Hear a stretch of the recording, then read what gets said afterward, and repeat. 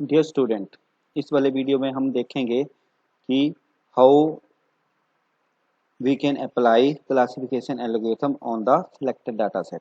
ठीक है, तो इसके लिए सबसे पहले हमने अपना बीकर टूल किट ओपन करा। बीकर टूल किट ओपन हो रहा है। ठीक है, और अब उसके बाद आप एक्सप्लोरर्स पे जाके कोई भी अपना डाटा सेट जिस पे आप क्लासिफिकेशन एल्गोरिथम अप्लाई करना चाह रहे हो उसको ओपन करेंगे। ठीक है, मैंने ओपन किया डाटा सेट, तो मैं सिलेक्टेड डाटा सेट ही लूँगा जो मेरे को बीका के साथ फ्री अवेलेबल हैं मिले हुए। ये हो गया, डाटा सेट सिलेक्ट किया आपने। तो मैं डाटा सेट ले रहा हूँ, मान लो डायबिटीज़ वाला ले लेते हैं। ठीक है, ओपन करा, आपका डायबिटीज वाला डाटा सेट ओपन हो गया। ठीक है, तो यहाँ पे आप प्री प्रोसेस फेज है आपका। मीन अगर आपको लगता है कि कोई डाटा सेट इंपॉर्टेंट नहीं है, आप उसको डिलीट कर सकते हो, आप उसको चेक कर सकते हो। ठीक है, आपका क्लास एट्रीब्यूट्स कितने हैं, 2 टेस्टेड पॉजिटिव, टेस्टेड नेगेटिव, कि डायबिटीज़ पेशेंट पॉजिटिव है या नेगेटिव है। आप ये भी देख सकते हो कि ये कोई क्लास इम्बेलेंस प्रॉब्लम तो नहीं है कि एक ही क्लास में, अगर सपोज कर टोटल नंबर ऑफ इंस्टांस कितने हैं, यहाँ पे टोटल नंबर ऑफ इंस्टांस है 768 है। ठीक है, तो 768 में से टेस्ट नेगेटिव 500 है और टेस्टेड पॉजिटिव 0268 है। तो आप ये कह सकते हो कि आपके टोटल एक क्लास इम्बेलेंस प्रॉब्लम तो नहीं हो सकती। हाँ, अगर ऐसा होता कि 768 में से आपके टोटल 600 650 एट्रीब्यूट्स या है 700 एट्रीब्यूट्स अगर आपके सिर्फ एक ही क्लास के अंदर जाते तो मैं कह सकता था कि ये एक क्लास इम्बेलेंस प्रॉब्लम है। बट अभी क्या है, एक में 500 है, एक में 268 है, तो मैं कह सकता हूँ कि ये क्लास इम्बेलेंस प्रॉब्लम तो नहीं है। ठीक है, बिकॉज इक्वली डिस्ट्रीब्यूटेड तो नहीं है, बट आपका 1/3 जो एट्रीब्यूट्स हैं वो पॉजिटिव और 1/3 आपके टेस्ट पॉजिटिव है और 1/4 जो आपका है टेस्ट पॉजिटिव है। ठीक है, तो उसका कोई प्रॉब्लम नहीं है। हाँ, ये चेक कर लेना कि एक ही क्लास में सारे एग्जिस्ट ना कर रहे हो, तो वो आपको प्रॉब्लम क्रिएट करेगा। बिकॉज तब आपका बाई डिफॉल्ट ही वो क्या करेगा, किसी भी जब भी आप कोई क्लासिफिकेशन एल्गोरिथम या प्रेडिक्शन करोगे तो वो एक ही क्लास में प्रेडिक्ट करता रहेगा सारी वैल्यूज को, तो वो फिर एक आपका सही मॉडल नहीं जनरेट करेगा उस केस में। ठीक है, तो नेक्स्ट अब आपका आता है, ये देखो जैसे अपने प्री प्रोसेस से ओपन फाइल से अपना डाटा अपलोड करा था, तो दीज टैब्स आर ऑटोमेटिकली भी एक्टिव हो गए। ठीक है, now go to the classify tab. ठीक है, तो आप अपने अब देखो, आप यहाँ पे आपको डिफरेंट डिफरेंट ऑप्शन अवेलेबल हैं इस टैब में आपके पास। जैसे चूज क्लासीफायर, तो चूज करने के लिए आपने जैसे क्लासीफाई चूज करते हैं, different type of the classifier. Number is voice classification algorithm, functions functions वाले आपके क्लासिफिकेशन एल्गोरिथम आ जाएंगे, लेजी एट्रीब्यूट आ जाएंगे, मेटा क्लासिफिकेशन के अंदर आ जाएंगे, मिसलेनियस आ जाएंगे, रूल बेस्ड एल्गोरिथम्स आ जाएंगे और ट्री बेस्ड एल्गोरिथम आ जाएंगे। तो देखो ट्री बेस्ड में आपके पास एग्जिस्ट कर रहे हैं, देखो decision stem, J48, LMT, random forest, random tree, REP tree. वैसे रूल बेस्ड में आपके पास आ जाएंगे decision table, JRIP, 1 R part, zero. वैसे आपके फंक्शन के अंदर आ जाएंगे मल्टीलेयर सबफ्रॉम, लॉजिस्टिक रिग्रेशन, सिंपल लॉजिस्टिक।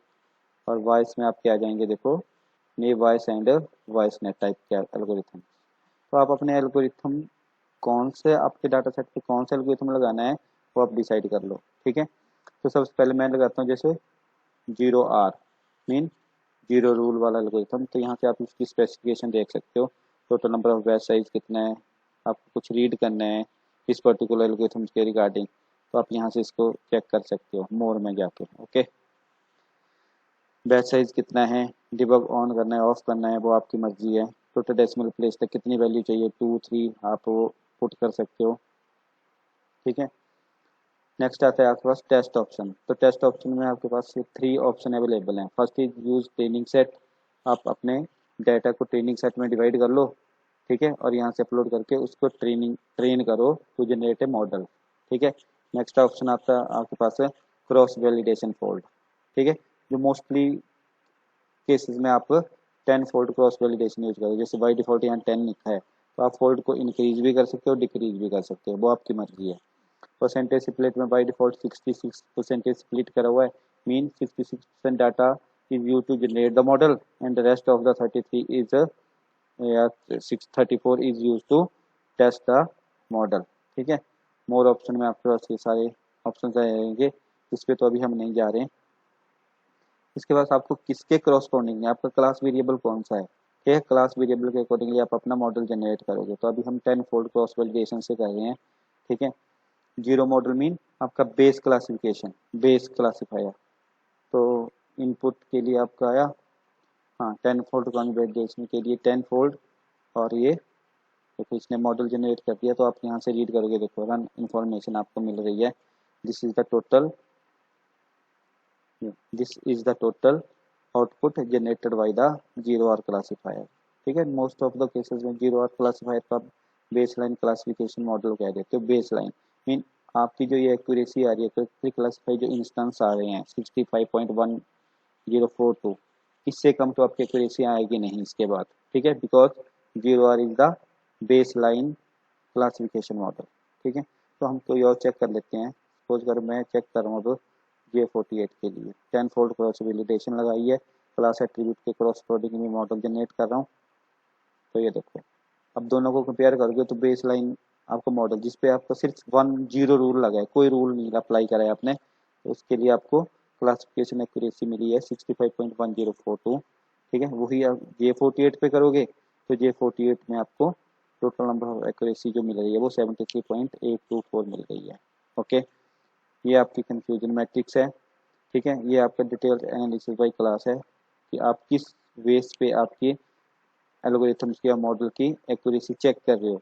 तो वो आपको ये देखो दे रखा है, TP rate, true positive rate, true false rate, precision value क्या है आपकी, रिकॉल वैल्यू क्या है, एफ मेजर्स क्या है, आर ओ सी एर के लिए। तो ये जो वैल्यूज़ हैं, आप ये इस चीज़ पे डिपेंड करता है कि आप अपने मॉडल को किस बेस पे एनालाइज कर रहे हो। अगर आपकी क्लास जो है वो इम्बेलेंस क्लास प्रॉब्लम है, ठीक है, और आप अपने कि टाइप 1 एरर या टाइप 2 एरर के लिए काम कर रहे हो, टाइप 2 एरर या टाइप 1 एरर के लिए काम कर रहे हो, तो आप प्रीसिशन और रिकॉल वैल्यू को चेक करोगे, ठीक है। तो इसके बाद कंफ्यूजन मैट्रिक्स बनी है कि out of 07 mean total number of आपके पास क्या थी। जैसे आप स्टार्टिंग में आपने देखा था, देखो प्री प्रोसेस टैब में कि टोटल क्लास में टेस्ट नेगेटिव 500 थे, टेस्ट पॉजिटिव 268 थे, ठीक है। तो यहाँ पे आ जाओगे, टेस्ट नेगेटिव में से 407 और 93, तो मीन 407 और 93, इट मीन टोटल ऐड करोगे तो 500 हो जाएगा। मीन टोटल नेगेटिव जो आपके पास टेस्ट केस थे, इंस्टांस थे, ये देखो here are tested negative, mean आपके जो टेस्ट नेगेटिव काउंट थे वो थे 500, ठीक है। तो जब आपने J48 एल्गोरिथम अप्लाई करा इस पर, तो जो मॉडल जनरेट हुआ वो मॉडल कह रहा है आपको कि out of 500 407 is correctly tested negative and rest of the 93 is tested positive. Actually they are negative but they are tested positive, okay।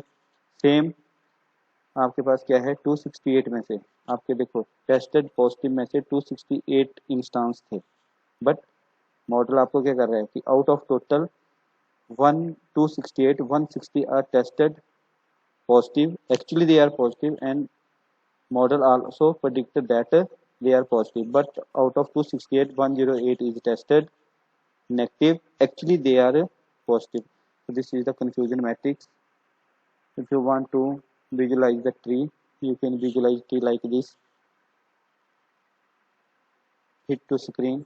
It means out of all the attribute plasma, if the value of the attributes value of the plasma is less than equal to 127, then this particular tree is important for you, and if the plasma value is greater than 127, then you move to with this tree, okay. तो ऐसे आप इसका tree visualise कर सकते हो, ठीक है। और इस मॉडल को आप इस तरह से आप सेव मॉडल कर सकते हो।